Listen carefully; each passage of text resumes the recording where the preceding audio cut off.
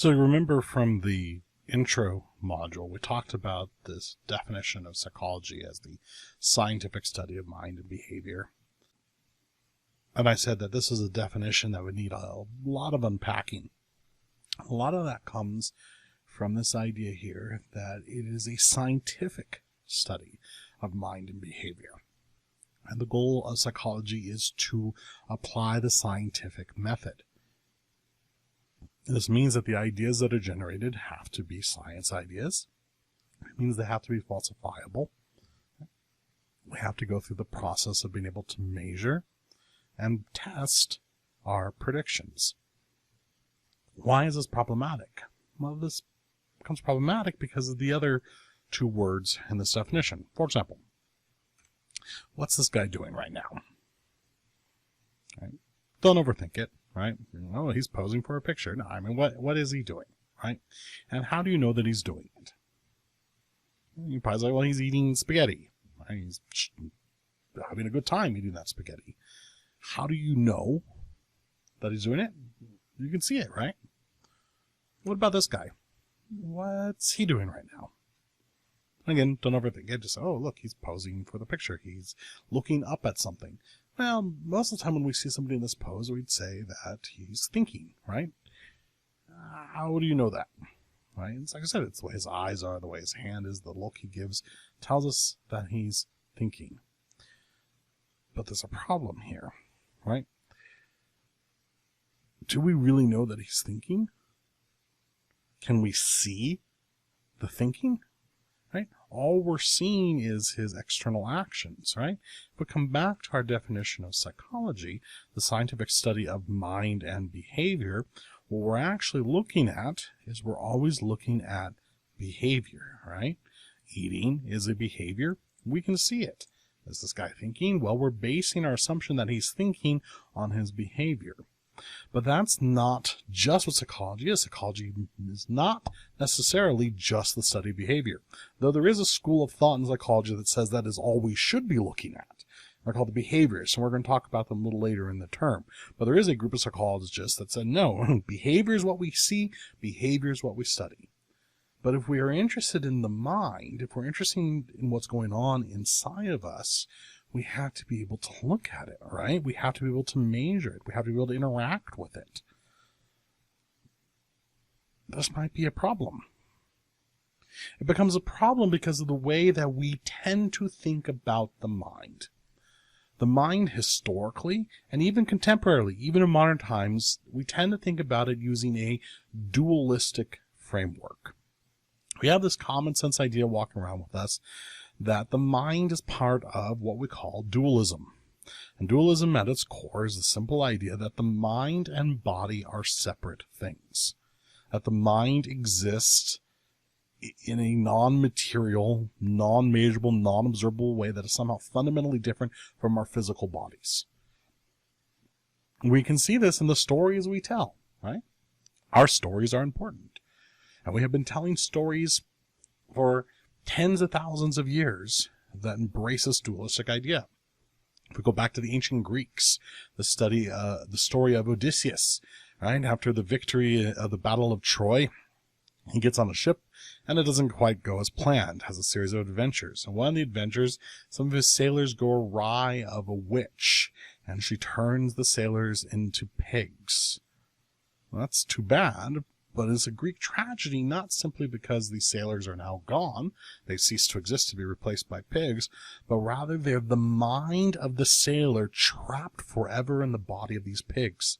These young men are going to have to spend the rest of their lives as pigs. Their mind is trapped in the body of the pig. Right? This is our Disney princess making out with a frog. I'm not sure bestiality is something that Disney really promotes, so why is Disney able to get away with showing one of their Disney princesses making out with a frog?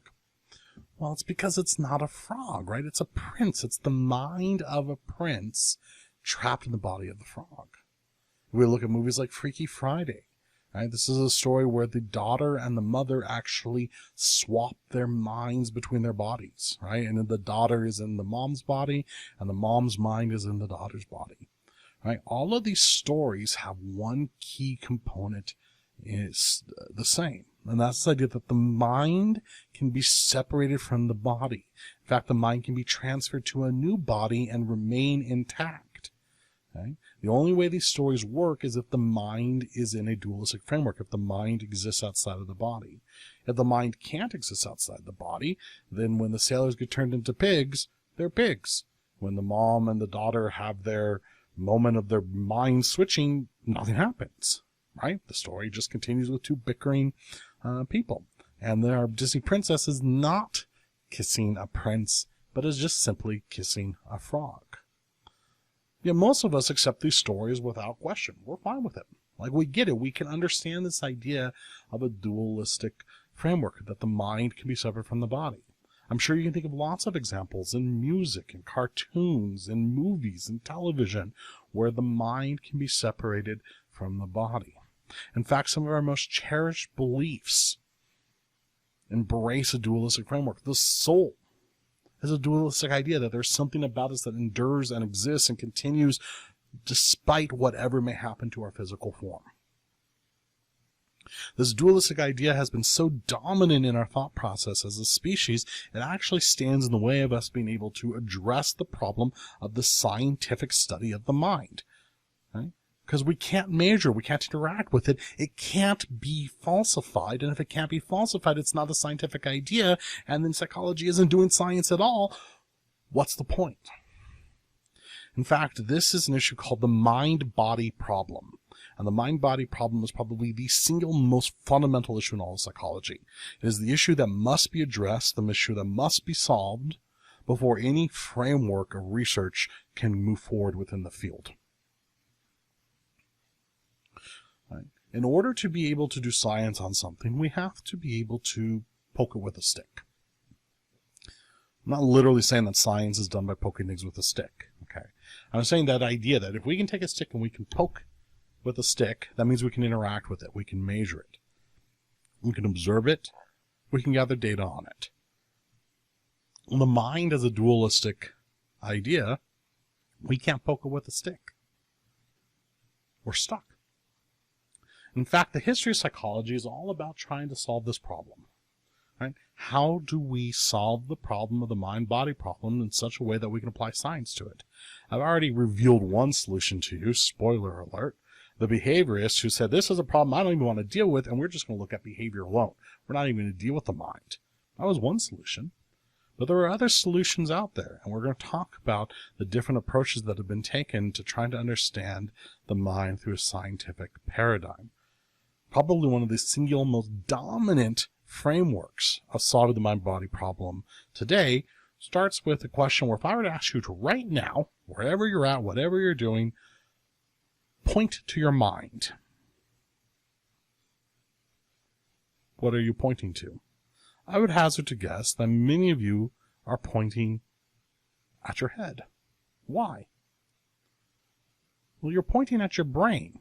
And your brain has a fascinating property that, you know what you can do? You can poke it with a stick. All right, again, not advocating you go around poking your brain with a stick, but you can, which means you can observe it, which means you can do science with it. In fact, this is probably becoming one of the single most dominant ideas in psychology, what is sometimes referred to as the astonishing hypothesis, that is a complete abandonment of the dualistic framework. It's this idea that you and who you are, everything about you, your joys, your sorrows, your likes, your dislikes, your personal identity, your memory, your free will, your very essence as a human being, and everything about you is simply the byproduct of interactions of molecules and biological processes. Your nerve cells and neurotransmitters produce everything about who you are. This is a hypothesis that flies in the face of dualism that says the mind and body are not separate, but rather the mind is purely a product of the body. And that's why it's sometimes referred to as the astonishing hypothesis, because it is something that has been rejected again and again historically, but is a fundamental answer to the mind-body problem and why it's a popular framework in psychology. It is not the only framework, though. There are potentially multiple solutions to the mind-body problem, and perhaps none of them are a fully adequate solution. And as we move forward in the course, we're going to explore more and more techniques and more frameworks that have been used to solve this problem. But this problem of the mind and the body is fundamental to psychology and an important element to begin to think about and get a handle on.